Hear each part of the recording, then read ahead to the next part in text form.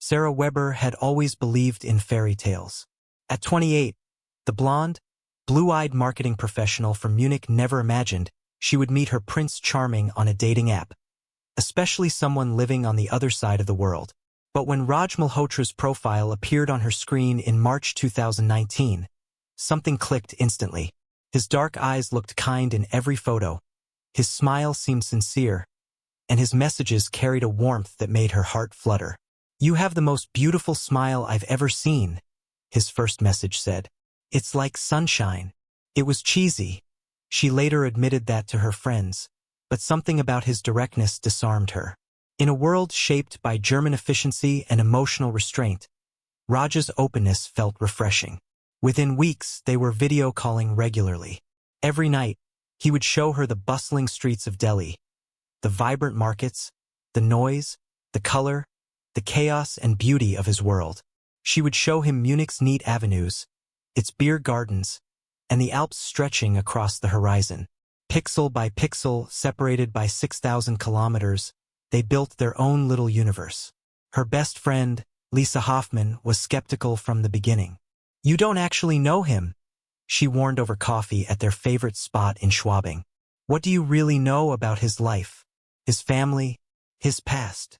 "I do know him," Sarah insisted, defensive. "We talk for hours every single day. I know him better than I knew Marcus after 6 months. Marcus, her ex-predictable, careful, safe. An accountant who wanted her to be quieter, less driven, more traditional. Raj was nothing like that. He celebrated her career wins, encouraged her dream of starting her own marketing agency, and actually listened when she vented about work. He made her feel seen in a way she'd never experienced. By summer 2019, Raj had visited Germany twice. Sarah's parents, Klaus and Petra Weber, had welcomed him, but cautiously.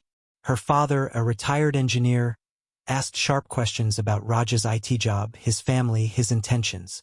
Raj answered each one with calm patience. Her mother softened almost immediately, charmed by his compliments, his politeness, and the way he insisted on helping with the dishes. "He seems like a good man," her mother said after the first meeting. "But darling, think carefully about the cultural differences. These things matter in the long run." Sarah dismissed it. Love transcended borders. Every movie, every song, every fairy tale said so. She and Raj would make it work simply because they loved each other. To her, it really was that simple. The wedding that changed everything. In December 2019, they got married in a small ceremony in Munich with close friends and family. Raj's family couldn't attend, visa issues, he explained, and the cost of traveling. He promised they would have a second ceremony in Delhi later. Sarah was disappointed but understanding. During the reception, they video called his parents. The connection was fuzzy, the image pixelated, but Sarah saw their smiles and heard their blessings in broken English. "My son is very lucky," his mother said. "You are very beautiful girl, very modern. This is good." The word modern stayed with Sarah. At the time, she took it as a compliment. Later, she would understand it had been a warning. Most of their first year of marriage unfolded online. COVID-19 arrived just months after the wedding, shutting borders and making travel impossible. Like many couples separated by the pandemic, they adapted virtual date nights, screen-shared movies, falling asleep on video calls. She told herself it was romantic in its own way, proof of their bond. But there were moments when something felt wrong. Times when Raj abruptly ended calls with vague excuses. Days when he vanished for hours, returning with explanations that sounded practiced. Once, during a call, she heard a woman's voice in the background. "Just a colleague," he said quickly. Too quickly. Sarah pushed her doubts aside, blaming them on pandemic stress and isolation. She convinced herself she was imagining problems that weren't really there. In March 2021, borders reopened. Raj's long-term German visa was finally approved. After 2 years of mostly digital marriage, they would finally build a real life together. Sarah found them a beautiful apartment in Munich's Maxvorstadt district. 2 bedrooms, high ceilings, close to the English garden. She decorated it with a blend of German minimalism and Indian touches, creating a home meant for both of them. When Raj arrived with 3 suitcases, Sarah felt whole. The fairy tale was finally becoming real. If only she had known it was the beginning of a nightmare. The first cracks appeared immediately. Living together revealed things video calls had hidden. Raj was messy in ways that drove her German sensibilities mad. Dirty dishes in the sink, clothes piled on the floor, expecting her to clean up after him. When she mentioned it, he laughed. "You're so German about everything," he teased, as if her desire for order was some sort of eccentricity rather than basic respect. But the problems went deeper. A quiet possessiveness began to surface. He didn't like her going out with Lisa. He asked detailed questions about male colleagues, reading meaning into harmless interactions. "In India, wives don't go to bars without their husbands," he'd say. "It looks bad." "We're in Germany," she'd reply evenly. "And I'm not your property." Arguments escalated fast. Raj accused her of disrespecting his culture, of believing German values were somehow superior. She argued that respecting his culture didn't mean giving up her independence. They patched things up again and again, promising to understand each other better, but the cracks had already formed. The intimacy changed too. During his pre-marriage visits, their sex life had been passionate but ordinary. Now, Raj pushed for things Sarah had clearly said she wasn't comfortable with.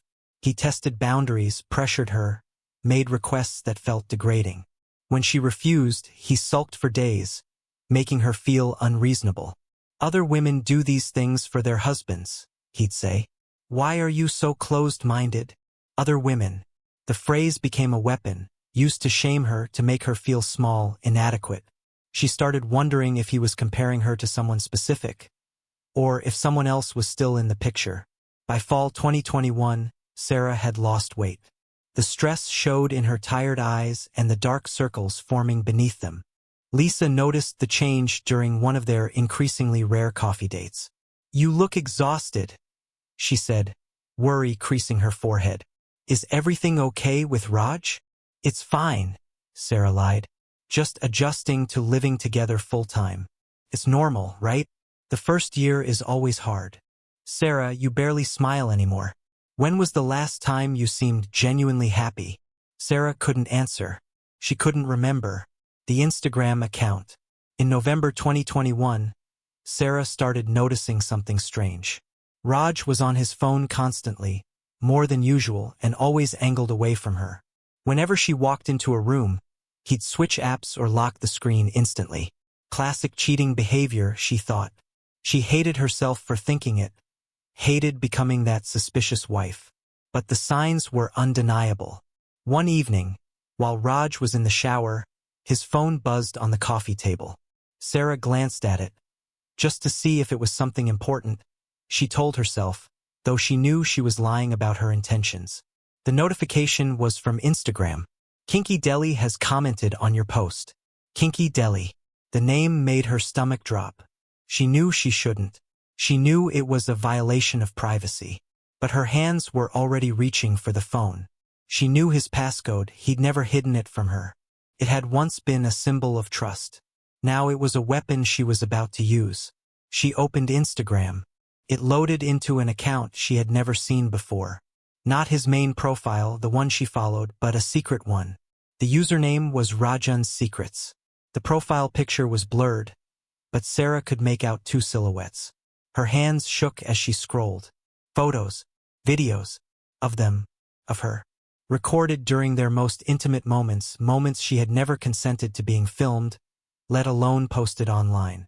The captions were explicit, graphic, filled with fantasies and descriptions. The comments were worse, strangers discussing her body, requesting specific acts, reducing her to a product. "Want to see more? DM for private content." One of Raj's replies read, "My wife doesn't know I post this. It's hotter that way." Sarah felt like she was going to vomit. The shower shut off. She had maybe 2 minutes before Raj emerged. With trembling fingers, she took screenshots and sent them to her own phone. Then she placed his phone back exactly where it had been. When Raj walked out, a towel around his waist, he smiled casually. "What's for dinner?" Sarah stared at him, a stranger wearing her husband's face. "I ordered pizza," she heard herself say. Her voice felt hollow. "It should be here soon." That night, she lay awake beside him, thoughts racing. Who was this man she had married? How long had he been doing this? How many people had seen her like that? What else was he capable of? By morning, she'd made a decision. She would confront him publicly. She would expose what he'd done. And she would do it in a way he couldn't deny, couldn't twist, couldn't gaslight her about. She would do it live on Instagram, on his secret account, in front of all the people who had consumed her without her knowledge. It was a plan born of hurt and rage and the desperate need for justice. A plan that made perfect sense at 3 a.m., when betrayal felt fresh and burning. A plan that would cost her everything. For the next 3 days, Sarah moved through her life in a haze of pretend normalcy. She went to work, came home, made dinner, smiled at Raj, asked about his day. All while her mind screamed. Every touch from him felt like a violation. Every word felt contaminated.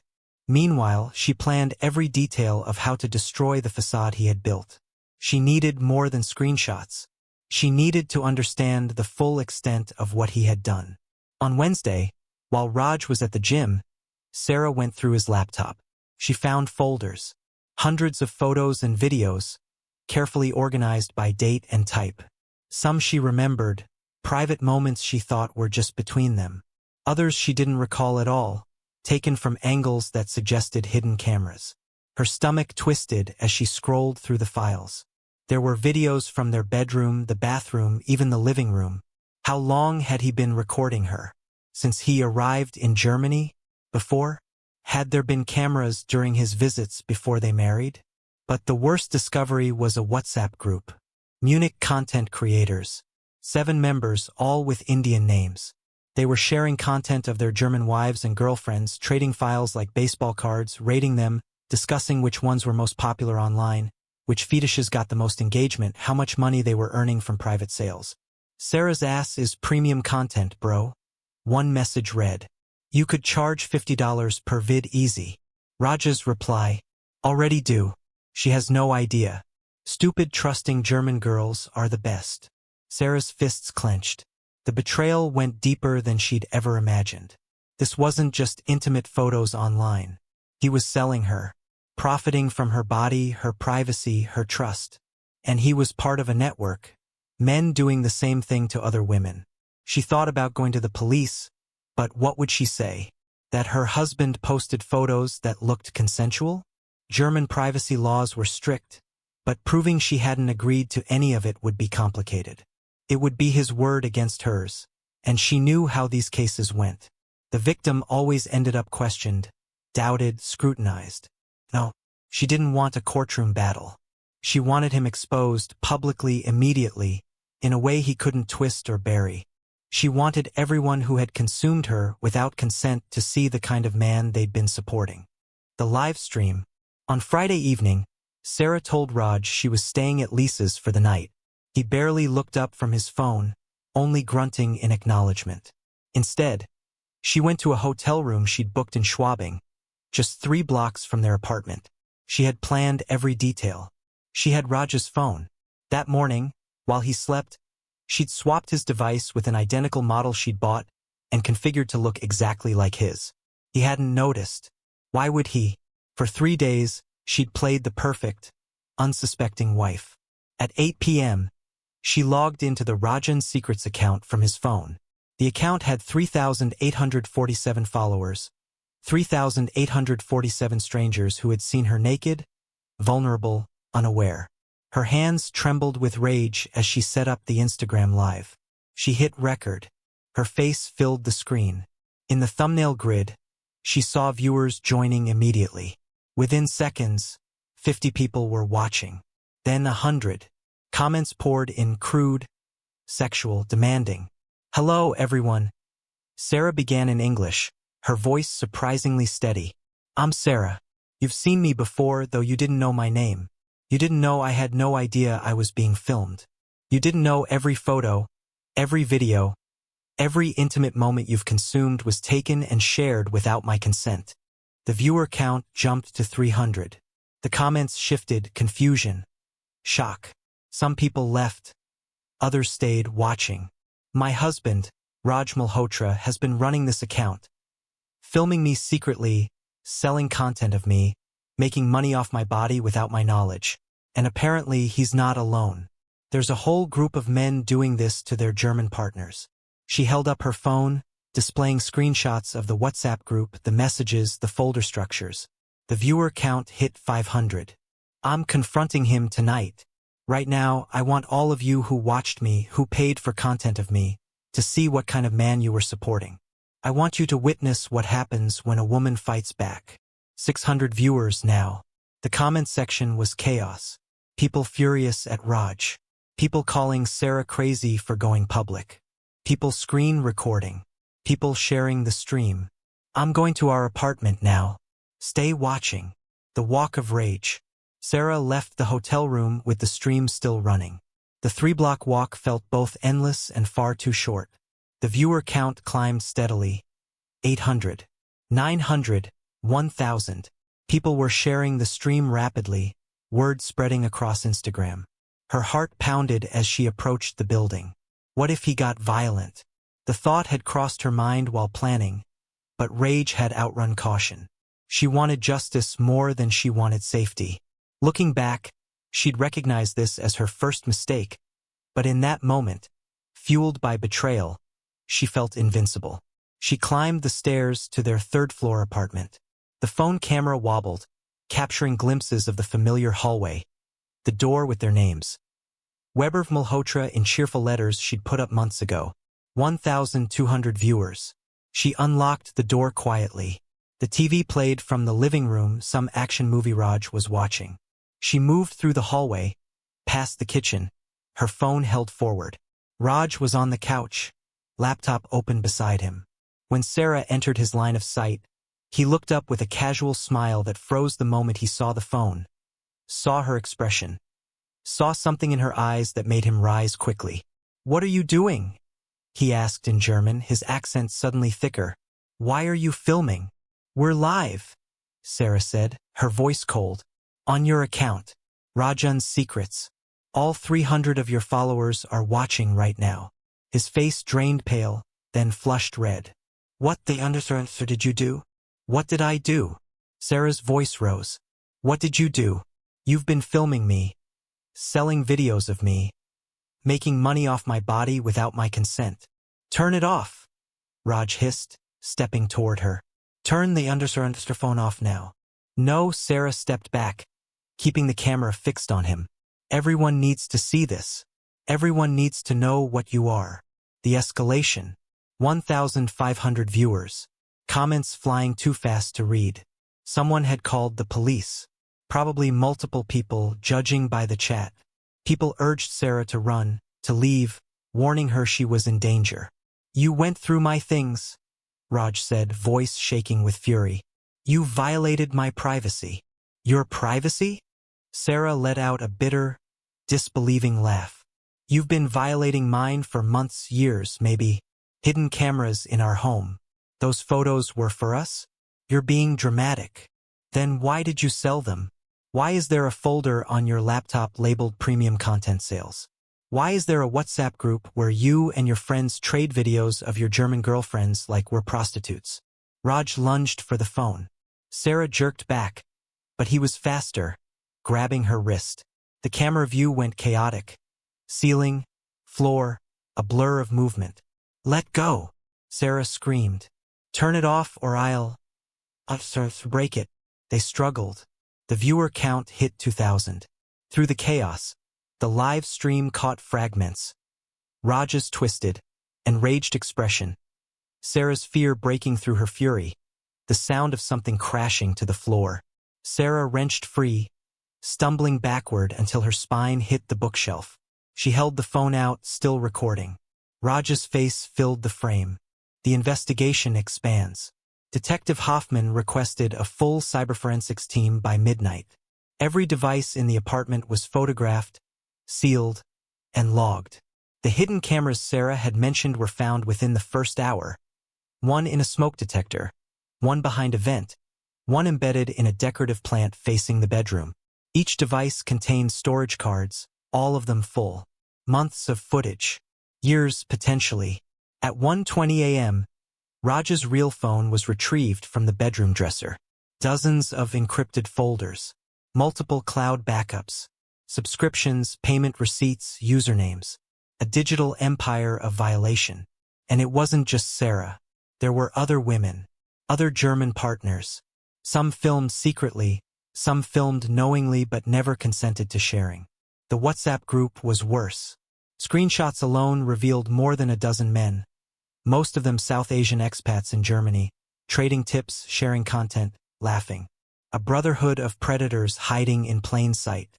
At 2:10 a.m., the cyber team confirmed what Sarah had suspected. Premium content sales.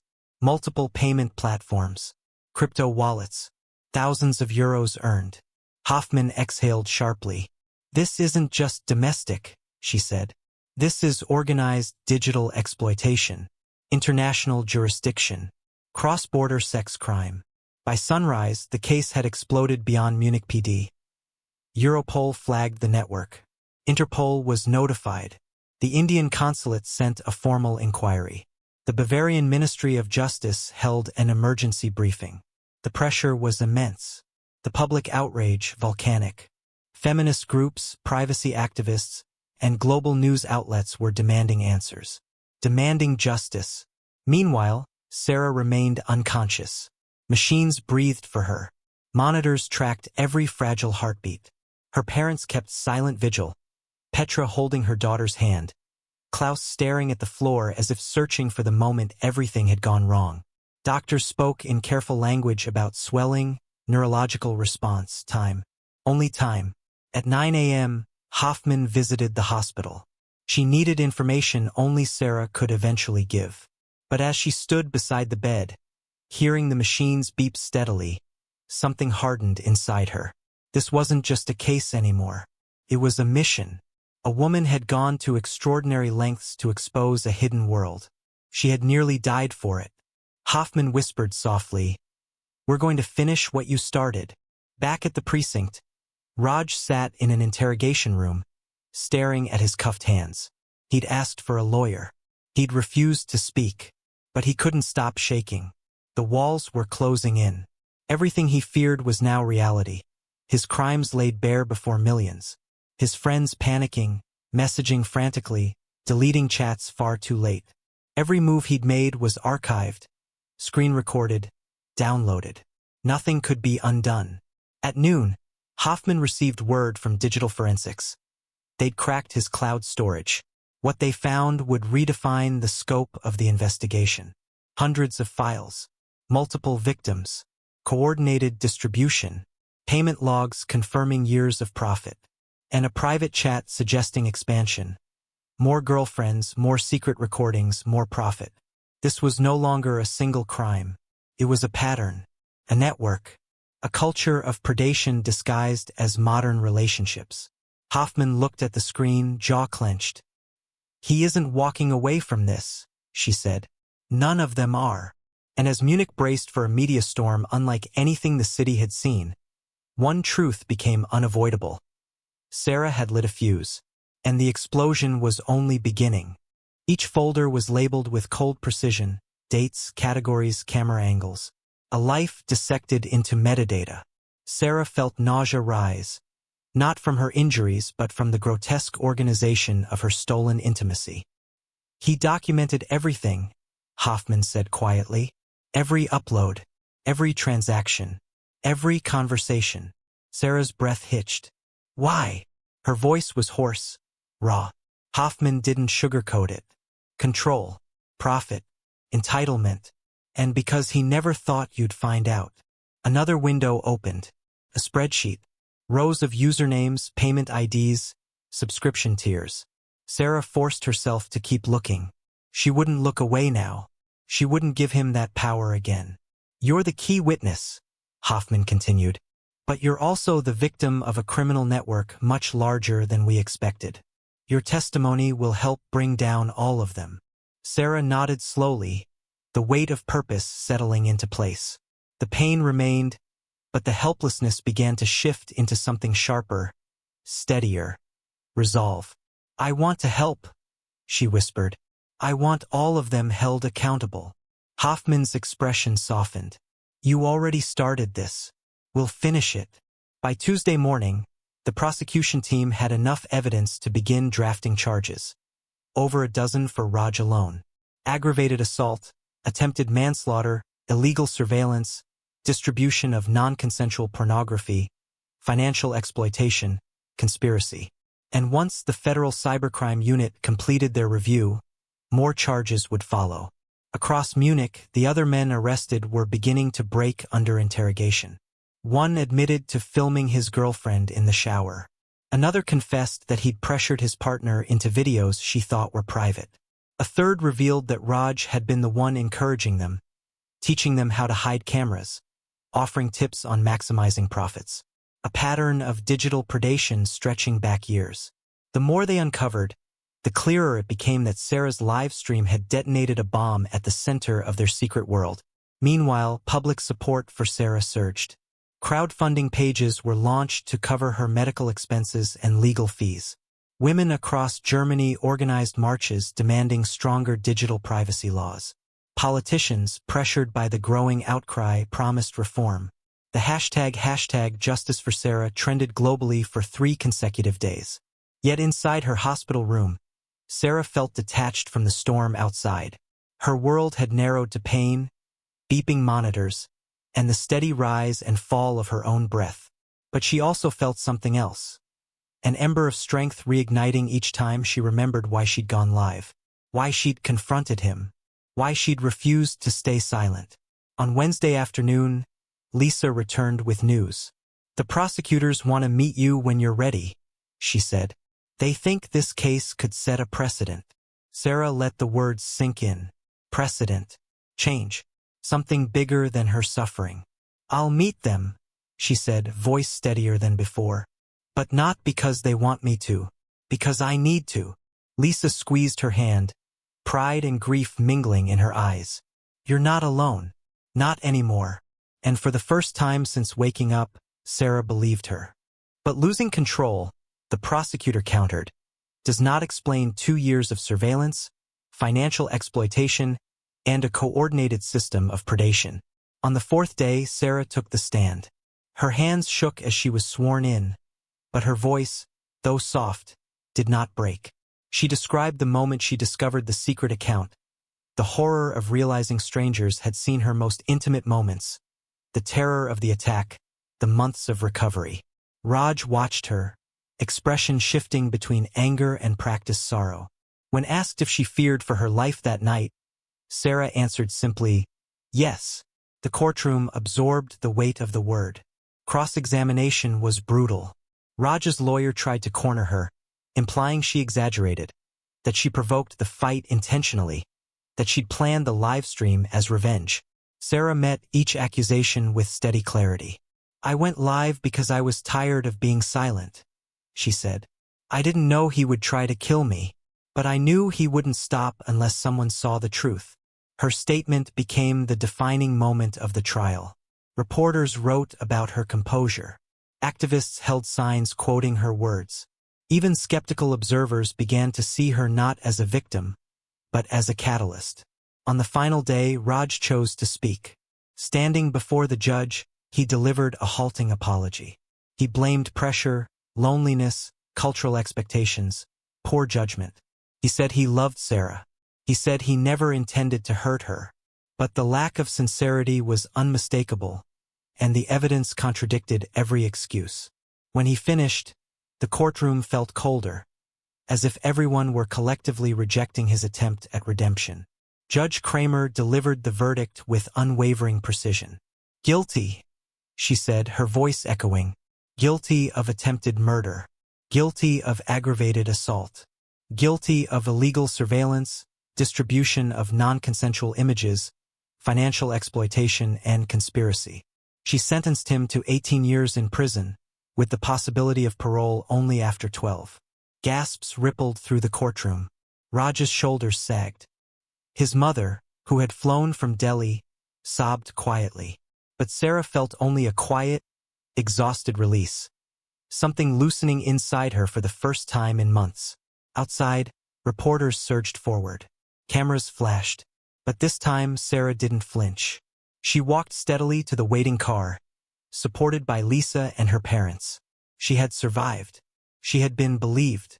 And she had helped dismantle a network that preyed on vulnerable women. In the weeks that followed, new laws were proposed, stricter regulations around digital privacy, harsher penalties for non-consensual recordings, better support for victims of domestic surveillance. Her case became a touchstone in public conversations about online exploitation. But when the noise faded, Sarah was left with the quiet work of rebuilding. Therapy sessions continued. She moved to a new apartment with sunlight and plants and no shadows that reminded her of him. She changed her phone number, started a new job, relearned what safety felt like. Slowly, she reclaimed her reflection in the mirror, no longer seeing a stranger carved by violence, but a survivor shaped by fire. She wasn't healed, not yet, but she was free. And for the first time since the night of the live stream, she believed she might one day live without fear. He's not a monster. He's a man who made terrible mistakes. Yet mistakes didn't capture the scale of what had unfolded. Sarah's testimony was the spine of the case, the moment the courtroom shifted from speculation to truth. On day 4, when she took the stand, her trembling hands betrayed her nerves, but her voice held firm. The prosecutor guided her steadily through the nightmare she had survived. Did you consent to being filmed? No, never. Did you know your intimate moments were being sold online? Not until 3 days before the attack. The question that followed lingered in the air like smoke. Why did you confront him publicly? Sarah lifted her eyes, met Raj's stare without flinching, and answered, because I wanted the same people who saw me without consent to witness the truth about him. I wanted justice. I didn't want violence. I wanted exposure. Cross-examination turned brutal. Raj's lawyer assaulted her credibility with clinical precision. You violated your husband's privacy by going through his phone. Correct. You planned the live stream to humiliate him. I planned it to expose what he'd done to me and other women. You knew confronting him would make him angry. Sarah inhaled sharply. I didn't know he would try to kill me. Her voice cracked. I thought I knew him. I was wrong. 2 weeks of testimony culminated in 6 hours of jury deliberation. The gallery overflowed when the foreperson returned with the verdict. On the charge of attempted murder, guilty. Raj didn't blink. On multiple counts of voyeurism and distribution of intimate images without consent, guilty. On fraud, guilty. Judge Kramer, unflinching, issued a 12-year prison sentence. You systematically exploited vulnerable women, violated their privacy, profited from their intimacy, and when confronted, attempted to murder your wife. You have shown no genuine remorse. As the guards escorted him out, Raj finally looked at Sarah. Not with regret, with resentment, icy, unapologetic, poisonous. Outside, cameras swarmed her, hungry as ever. She faced them with measured exhaustion. I hope this case shows that digital abuse is real abuse, she said, and that confronting abusers, while necessary, requires support and safety planning. I did it wrong.